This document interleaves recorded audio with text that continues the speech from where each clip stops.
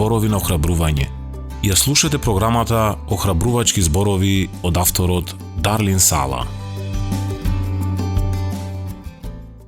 Како да чекориш во непознатото со мир? Ник Валенда е член на Свитски, познатата 7 генерација на семејството Валенда, кои одат на висока жица. Познат е по своето движење на висока жица над големиот канјон, Ниагарините водопади, меѓу облакодери високи над Таймс Сквер, Њујорк и речиси 32-минутно одање над огнот и вулканот Масаја во Никарагва.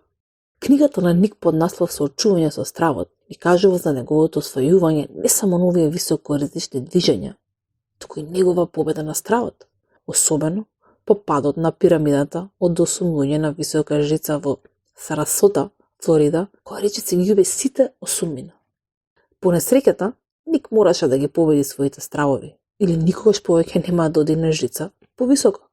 Но Ник вели, секогаш да чекорувам во непознатото. Но зарем не го правиме тоа сите?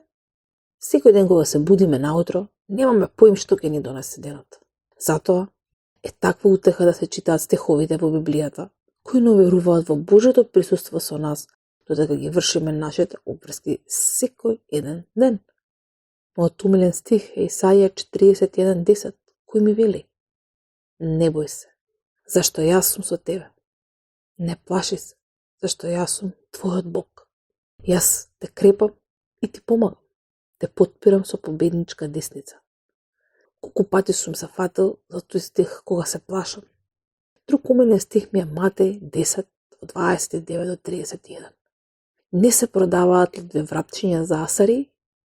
Па ни едно од нив не паѓа на земјата без волјата на нашиот татко.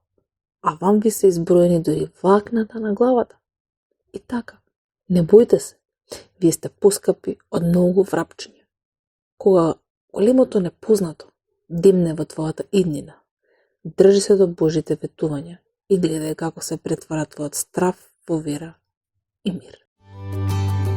Ја слушнавте програмата Охрабрувачки зборови на македонски јазик од авторот Дарлин Сала.